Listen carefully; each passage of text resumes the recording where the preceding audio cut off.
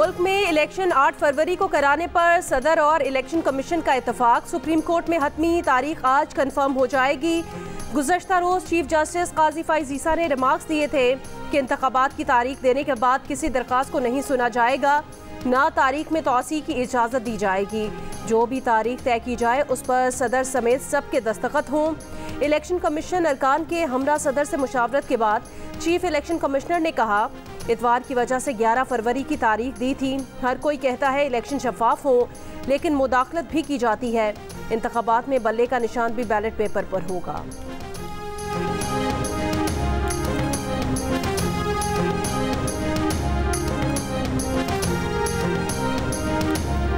हम ये उम्मीद करते हैं कि इलेक्शन कमीशन हमें बहुत जल्द इस पर शेड्यूल भी देगा। जो ट्रीटमेंट मियां नवाज शरीफ के साथ सिविल इदारे कर रहे हैं, इसमें भी हमें जो है खदशात है। अगर सिलेक्शन हुई तो फिर उसके जिम्मेवार जो है वो जो सिलेक्शन करने वाले हैं, जो सिलेक्ट होकर आए वही होंगे। पीपल्स पार्टी ने खुसूसन इस नॉन इशू को जानबूझ के इशू बनाया है, क्योंकि वो परफॉर्मेंस पे वो कम्पीट नहीं कर सकते नून लीग से। नून लीग परफॉर्मेंस की बेस पे इलेक्शन लड़ती है, तो खुसूसन पंजाब से वो क्लीन स्वीप करती है और हम क्लीन स्वीप करने अल्हम्दुलिल्लाह जा रहे हैं। इलेक्शन हर सूरत लड़ना है और हर एक हल्के से लड़ना है, इसके बारे में तो पार्टी बिल्कुल वाज़ेह है।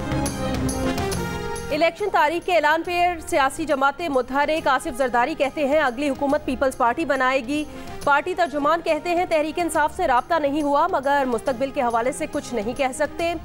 लीगी रहनुमा तलाल चौधरी कहते हैं पीपल्स पार्टी पर परफॉर्मेंस पर बात नहीं करना चाहते, इसलिए इलेक्शन को इशू बनाया हुआ था। पीटीआई भी भरपूर तरीके से मैदान में उतरने के लिए पुरअज़्म। रहनुमा हामिद खान ने कहा कि चेयरमैन पीटीआई इस बात पर वाज़ेह है कि हर सूरत में और हर हल्के से इलेक्शन लड़ना है। किसी बातचीत से पहले कारकुनान की रिहाई का मुतालबा। एमकेएम राब्ता पाकिस्तान का अवामी राब्ता मुहिम तेज़ करने का फैसला। कल बंस रोड पर कॉर्नर मीटिंग मुनक्किद की जाएगी।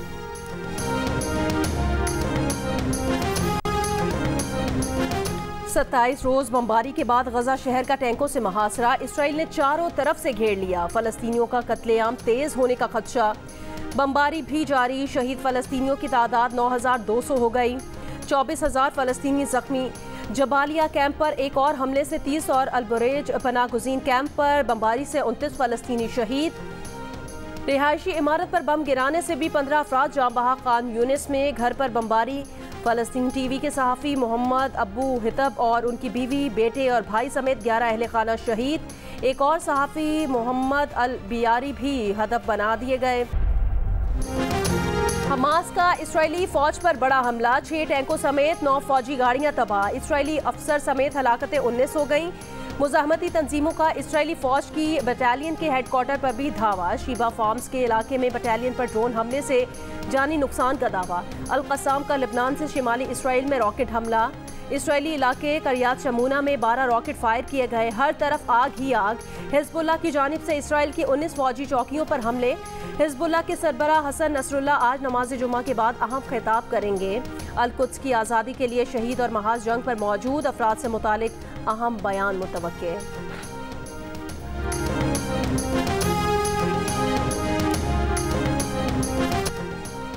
इसराइल को अपने दिफा का कोई हक नहीं, वो काबिज है। रूस का 2 टोक ऐलान वाज़े किया कि अक़वाम मुत्तहिदा को ये हक हासिल नहीं कि वो इसराइल को गजा में ज़मीनी कार्रवाई का मैंडेट दे। बहरान खत्ते में फैलने से रोकने और सिफारती हल के मुतालबे पर जोर। शर्म आनी चाहिए जो बाइडन और अमरीकी सियासी इस्टेब्लिशमेंट को, जो गजा में तबाही पर तमाशाई बनी हुई है। बरतानिया की हिज़्ब इख्तिलाफ लेबर पार्टी के साबिक सरबराह जेरेमी कॉर्बिन का कतरी टीवी को इंटरव्यू। कहा, हम गाजा में इंसानी अलमिया होता देख रहे हैं।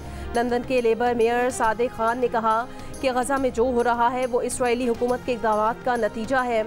स्कॉटिश फर्स्ट मिनिस्टर की जबालिया पनागुज़ीन कैंप पर इसराइली हमले की मजम्मत। फौरी जंगबंदी और बड़े पैमाने पर इमदादी कार्रवाइयों का मुतालबा।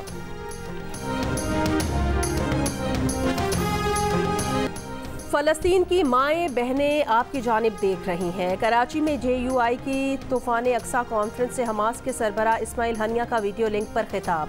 कहा, आपकी हिमायत दरअसल बैतुल मक़दस की हिमायत है। मौलाना फजलुर रहमान फ़लस्तीनियों का मौक़िफ़ पेश कर रहे हैं। फ़लस्तीन की औरतें, बच्चे, उलमा सब जंग के मैदान में हैं। उम्मत गवाह है कि हम तवील जंग लड़ रहे हैं। सरबराह JUI मौलाना फजलुर रहमान ने खिताब में कहा, हमने अंग्रेजों को बरे सगीर से भगाया, अमरीकियों को अफगानिस्तान से भगाया। हमने 2018 के बाद मुल्क में इसराइली एजेंट के खिलाफ जंग लड़ी है। अमरीका को बताना चाहते हैं कि हम आपकी मर्जी से इक़्तिदार में नहीं आना चाहते। MKM पाकिस्तान के मुस्तफ़ा कमाल कहते हैं, हमास ने पूरी दुनिया को झंझोड़ा, ये फ़लस्तीनियों का नहीं हमारा इम्तिहान है। उन्हें तो अल्लाह की मदद मिल जाएगी, हमारा क्या होगा।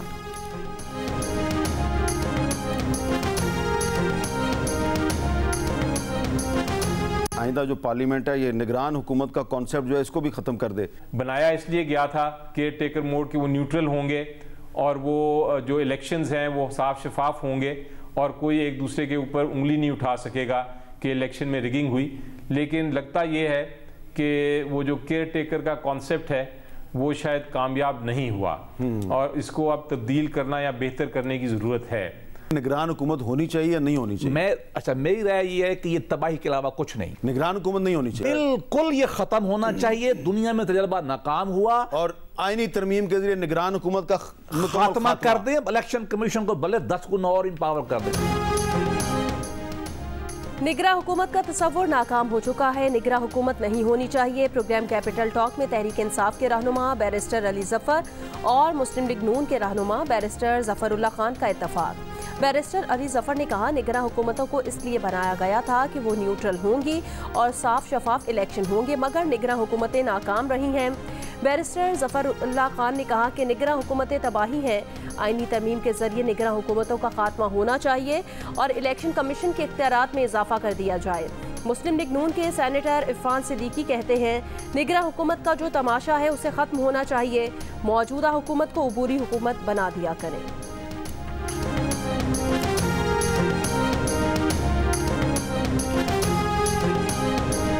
मैं तो एक बुनियादी बात करता हूं सर, ये जो तमाशा है जिसको हम निगरान हुकूमतें कहते हैं ये खत्म हो जाना चाहिए। इसका कोई जवाब ही नहीं है सिरे से।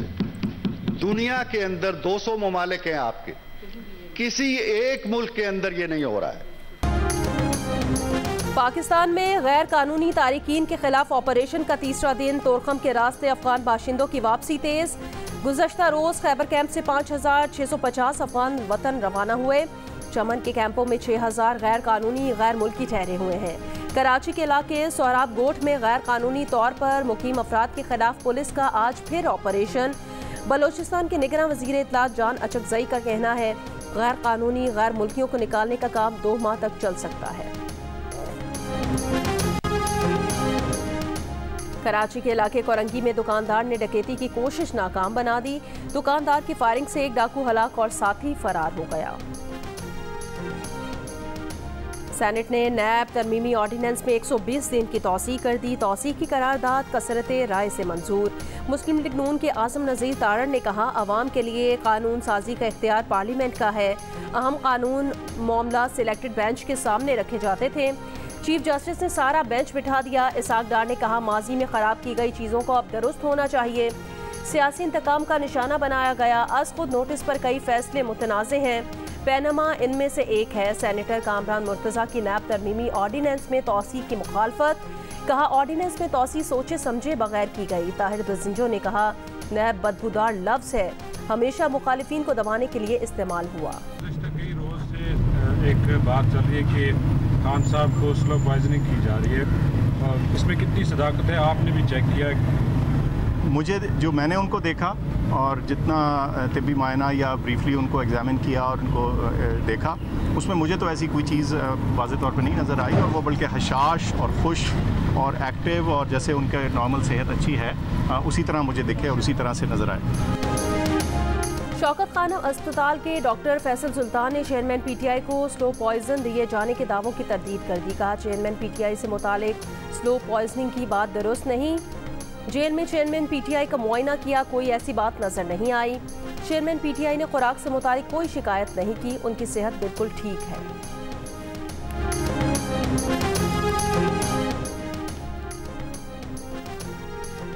लाहौर समेत पंजाब के कई शहरों में स्मॉग का सिलसिला जारी। दुनिया के आलूदा तरीन शहरों में लाहौर का आज दूसरा नंबर। स्मॉग के बायस शहरियों को मुश्किलात। तिब्बी माहिरीन का शहरियों को मास्क लाजमी पहने और पानी का ज्यादा इस्तेमाल करने का मशवरा। रायगढ़ में आलमी तबलीगी इज्तिमा का आगाज़, पहला मरहला 5 नवंबर तक जारी रहेगा।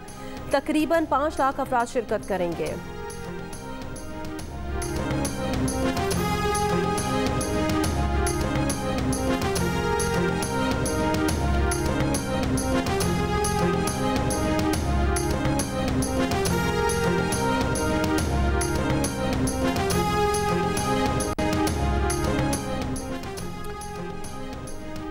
रायगढ़ में आलमी तबलीगी इज्तिमा का आगाज़, पहला मरहला 5 नवंबर तक जारी रहेगा। तकरीबन 5 लाख अफराद शिरकत करेंगे। बैरून मुल्क से मंदूबीन की आमद का सिलसिला जारी, पंडाल को जाने वाले रास्तों पर सख्त सिक्योरिटी इंतजाम। ट्यूनिस की टेनिस स्टार ने WTA फाइनल्स की इनामी रकम का एक हिस्सा फ़लस्तीनियों की मदद के लिए देने का ऐलान कर दिया। इंटरव्यू में आप दीदा हो गई, कहा हर रोज़ बच्चे और बच्चियों को मरते देखना बहुत मुश्किल है। ये दिल दहला देने वाला है, ये कोई सियासी पैगाम नहीं है, ये इंसानियत है।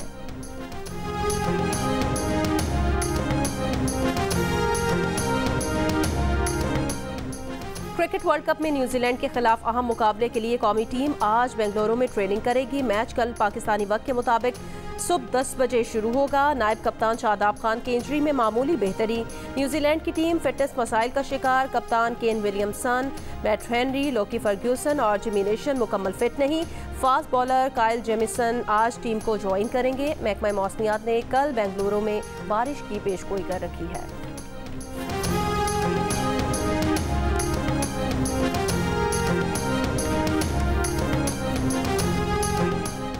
क्रिकेट वर्ल्ड कप में आज नेदरलैंड्स का मुकाबला अफगानिस्तान से होगा। मैच लखनऊ में पाकिस्तानी वक्त के मुताबिक दोपहर 1:30 बजे शुरू होगा।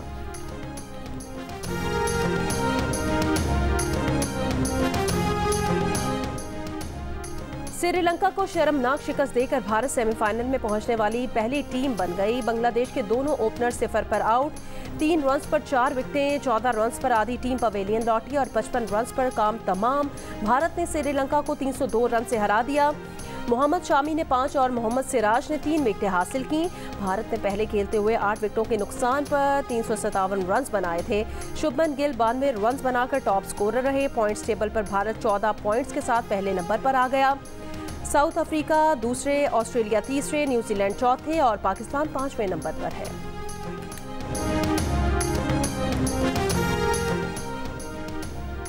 दौरा बांग्लादेश पर मौजूद पाकिस्तान विमेन क्रिकेट टीम आज आराम करेगी। पाकिस्तान और बांग्लादेश के दरमियान वनडे सीरीज की ट्रॉफी की रुनुमाई आज होगी। 3 वनडे मैचेस की सीरीज का पहला मैच कल शेर बंगला स्टेडियम ढाका में। मारूफ शौरा के कलाम और फिल्मी गानों को अपनी मधुर आवाज से यादगार बनाया। जो गाया खूबसूरत अंदाज से गाया। बुलबुले पाकिस्तान नैयरा नूर की सालगिरह पर मद्दाहों के जहनों में यादें ताज़ा हो गईं। दिल का रिश्ता ऐप पाकिस्तान में रिश्ता तय कराने वाली तेज़ तरीन ऐप बन गई। कराची की सानिया ने सिर्फ 7 दिन में सलमान की सूरत में अपने लिए जीवन साथी मुंतखब कर लिया। शादी तय पा गई, इसी माह रिश्ता इज़्दवाज में बन जाएंगे। और जियो टीवी के नाज़रीन के लिए 7 स्काई एंटरटेनमेंट ने नई ड्रामा सीरियल तख्लीक की है। माँ और सास के ताल्लुक पर मबनी नई ड्रामा सीरियल माँ नहीं सास हूँ मैं, देखिए जुमा 3 नवंबर से रोज़ाना रात 7 बजे सिर्फ जियो पर।